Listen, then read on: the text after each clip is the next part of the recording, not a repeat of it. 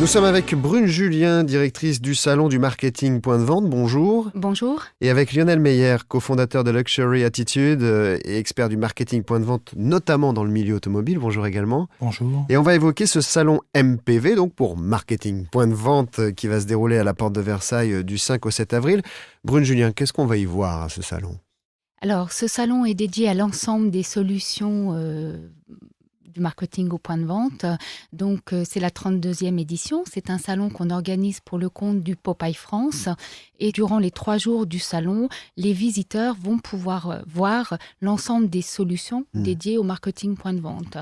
En gros, le marketing Point de Vente, c'est comment prendre l'acheteur un peu par la main pour pouvoir lui permettre de faire autre chose que simplement du shopping, même si c'est le but final, dans un magasin ou dans un point de vente. C'est ça un peu, hein ? Une expérience. En fait, l'objectif, c'est de faire vivre une vraie expérience d'achat, un vrai parcours d'achat.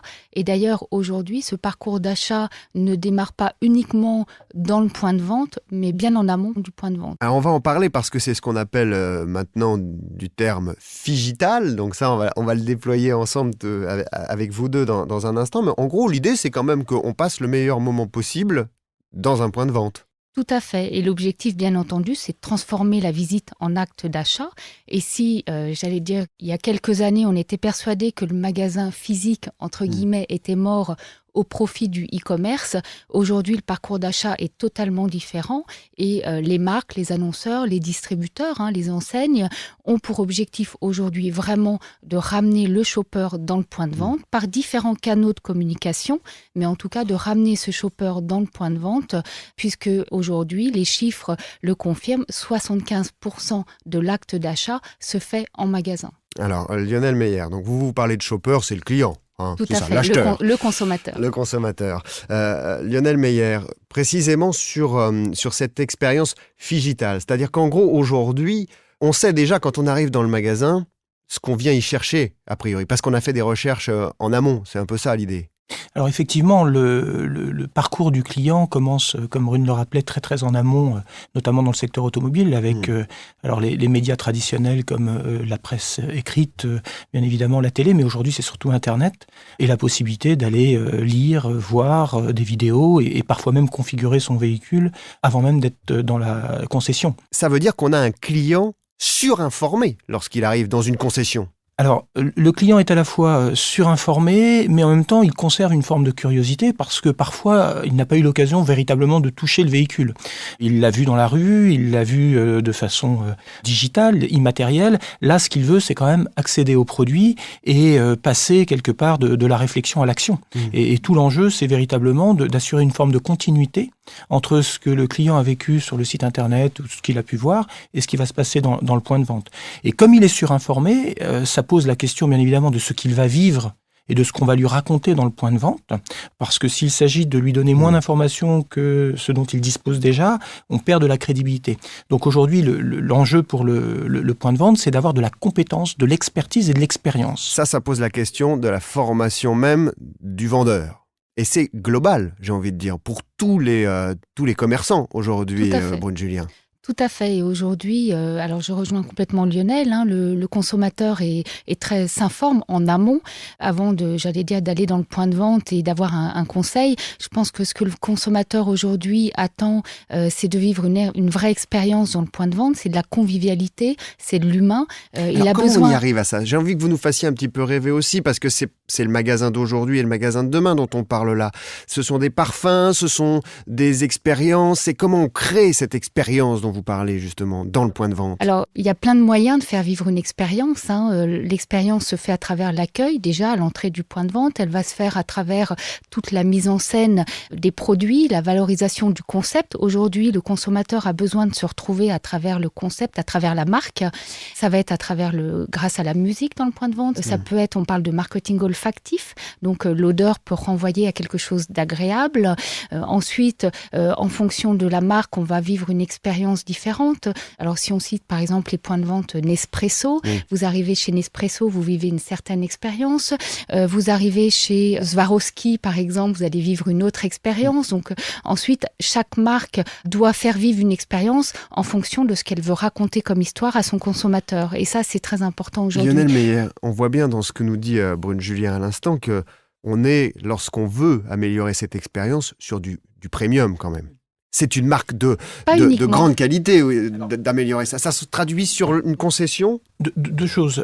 La première, c'est qu'effectivement, les marques de luxe et les marques premium ont été les premières à envisager que les boutiques devaient être des temples pour leurs marques. Oui.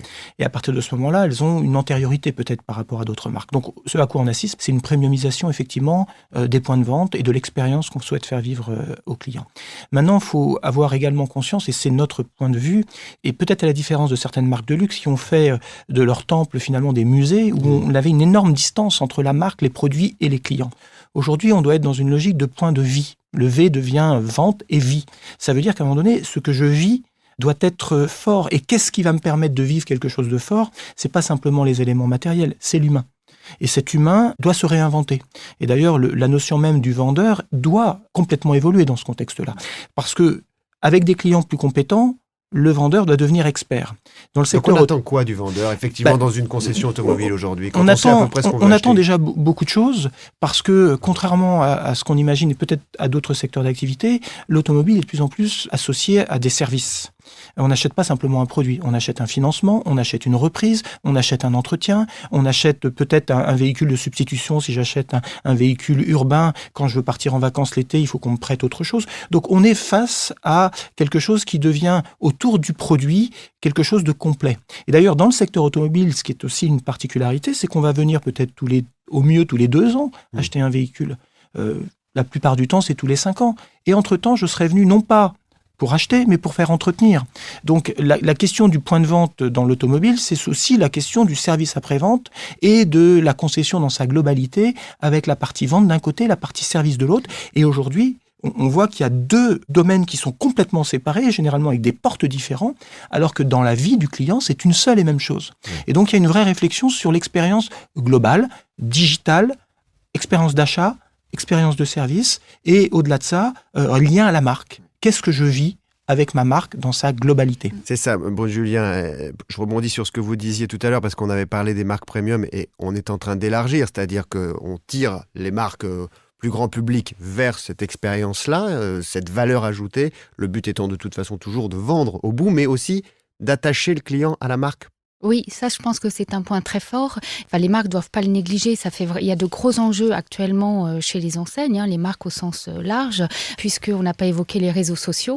Mais le réseau social est un vrai lien entre le shopper et la marque. Et à partir du moment où le shopper ne se retrouve plus en phase avec la marque, ça peut faire énormément de dégâts pour la marque, puisque un réseau social peut très vite, en fait, parler de la marque de manière négative. Donc, on parlait d'expérience shopper. Cette expérience, elle commence sur les réseaux sociaux, elle est dans le point de vente, mais pas que. Et là, je pense qu'il y a de très gros enjeux au niveau des marques et des enseignes, en général, en termes de marketing point de vente. On recrée de la proximité. C'est le lien majeur qui permet de harponner et garder son client, c'est ça ? On recrée de la proximité, de la convivialité, de la confiance, pour donner envie finalement aux shoppers d'acheter une marque, un produit. Et on l'a beaucoup vu dans l'automobile, c'est vrai, ça, Lionel Meyer. Ce qui est important, c'est que vous parliez d'harponner, vous parlez de clients. Aujourd'hui, l'objectif d'une marque, c'est plus tout à fait ça. On est dans une logique où il y a une concurrence à la fois par les réseaux de distribution, à la fois par les marques. Aujourd'hui, le nombre de véhicules qu'un client peut acheter est considérable. C'était pas du tout la même chose il y a encore 20 ou 30 ans. Donc, à un moment donné, on doit faire rentrer le client dans une histoire d'amour à la marque. Et donc, on est dans un lien qui est un lien émotionnel. Et ça, c'est très important. Alors qu'on a la plupart du temps, et en particulier dans le secteur automobile, tellement de difficultés à assurer la seule satisfaction du client. Or, aujourd'hui, l'enjeu, c'est pas que le client soit satisfait, c'est qu'il soit enchanté. C'est-à-dire que l'expérience qu'on lui fait vivre dépasse la simple satisfaction qui est un dû pour ce client-là.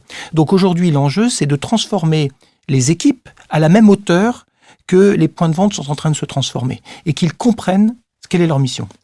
Merci Lionel Meyer, vous êtes le cofondateur de Luxury Attitude. Merci Brune Julien, Merci. directrice du salon du marketing Point de Vente. On vous retrouvera donc sur ce salon du 5 au 7 avril prochain à la Porte de Versailles. Merci. Merci.